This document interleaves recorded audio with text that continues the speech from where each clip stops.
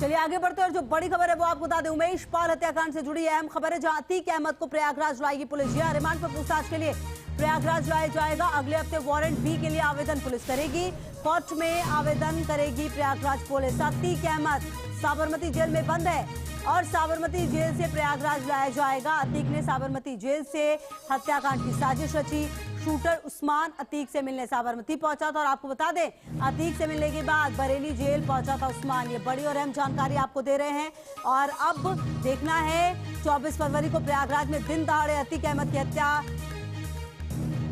जो दिन दहाड़े प्रयागराज में घटनाक्रम हुई उसके बाद जो नाम सबसे पहले उभर कर आया वो माफिया अतीक अहमद का। और अब ये साफ हो चुका है कि किस तरह अतीक इस हत्याकांड में शामिल रहा है। यही वजह है गुजरात की साबरमती जेल में कैद अतीक को प्रयागराज पुलिस रिमांड पर यूपी लाने की तैयारी में है। अतीक को रिमांड पर लाने के लिए पुलिस कोर्ट में अर्जी देने वाली है। उधर अतीक के बेटे असद की भी सरगर्मी से तलाश तेज है, क्योंकि उमेश पर गोलियां बरसाने वाले में वो खुद भी शामिल था। उमेश हत्याकांड से जुड़े 2 आरोपियों को पुलिस पहले ही एनकाउंटर में ढेर कर चुकी है। हमलावरों को कार में लाने वाला ड्राइवर अरबाज और उमेश पर पहली गोली चलाने वाला उस्मान पुलिस मुठभेड़ में ढेर हो चुका है। रुमान उल्लाह खान हमारे सहयोगी ज्यादा जानकारी के लिए इसी खबर पर हमारे साथ जुड़ गए हैं। रुमान, देखिए अतीक अहमद हालांकि पहले ही डर जता चुका है। वो कहता है कि उसे अगर शिफ्ट किया गया यूपी में तो उसका एनकाउंटर हो सकता है। कई बार उसे ये बातें कही, उसकी फैमिली की तरफ से भी ये बात सामने आ रही है। लेकिन अब प्रयागराज पुलिस अतीक अहमद को लेकर आएगी, क्योंकि इस पूरे हत्याकांड में कहीं ना कहीं संलिप्तता अतीक अहमद की पाई गई है।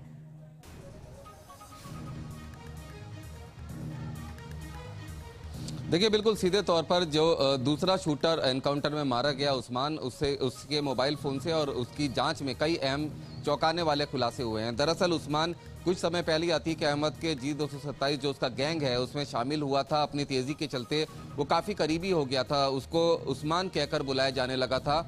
जिसके बाद जो अतीक अहमद का बेटा असद है उसका भी वो हम उम्र था। हत्या से कुछ दिन पहले जब उमेश पाल के ऊपर गोलीबारी हुई थी, सबसे पहले गोली चलाने वाला शूटर उस्मान ही था।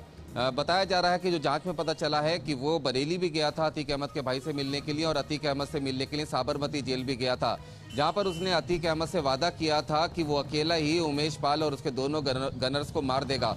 और यही वजह थी कि उसने सबसे पहले गोली चलाई, जिसके आने के बाद उसको 50,000 रुपये, एक आईफोन दिया गया और एक पिस्टल भी दी गई, नया हथियार दिया गया जिसकी उसने ट्रेनिंग भी ली थी। और जिस दिन उमेश पाल की हत्या हुई तब अतीक अहमद ने जिस तरह से साजिश की थी साबरमती जेल में बैठकर, उसी तरीके से सबसे पहले उसने आगे जाकर गोली चलाई। लेकिन जब वो थोड़ा लड़खड़ा गया तब असद को, जो अतीक अहमद का बेटा है, उसको उतर कर कवर फायर देना पड़ा, जिसके बाद फिर गुड्डू ने बम चलाए और उसके बाद उमेश पाल समेत उनके दोनों गनर्स की हत्या कर दी गई। कि जो ये प्रयागराज पुलिस लाने की तैयारी करी उसमें किस तरह से तमाम सबूतों को पेश किया जाएगा, क्या चांसेस लग रहे हैं प्रयागराज लाने के, और अगर ये हुआ प्रोसेस तो कितना समय लग सकता है रुमान?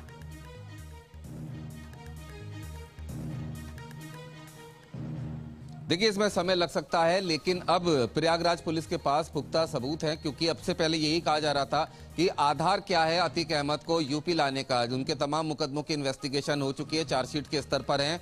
ऐसे में उनसे किस बात की ऐसी पूछताछ है जो साबरमती जेल में नहीं हो सकती। और अपनी सुरक्षा को लेकर भी अतीक अहमद ने सुप्रीम कोर्ट में याचिका लगाई थी कि उसको उत्तर प्रदेश शिफ्ट ना किया जाए, जो भी इन्वेस्टिगेशन है यहीं पर की जाए।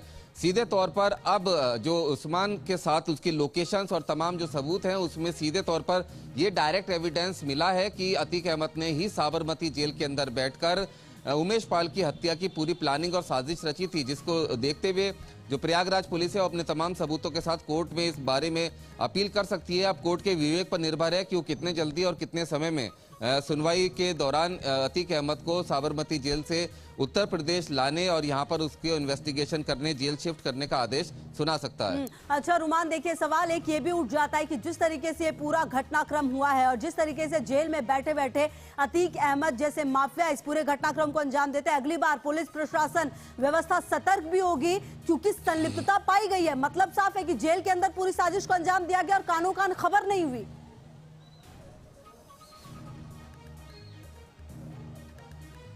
देखिए, बिल्कुल, और यही वजह है कि तमाम नजरें रखी जा रही थी। अतीक अहमद का भाई बरेली जेल के अंदर बंद है, जहां से उसका फोन कॉल रंगदारी का काम भी चल रहा था। सब्जी सप्लाई की आड़ में अतीक अहमद की मदद की जा रही थी, जिसमें जो उसके मददगार थे उनको भी गिरफ्तार किया गया है। तो सीधे तौर पर इनका जो नेक्सस है, जेल में बैठकर माफिया किस तरह से अपनी साजिशों को अंजाम दे रहे थे उसके ऊपर नजर है।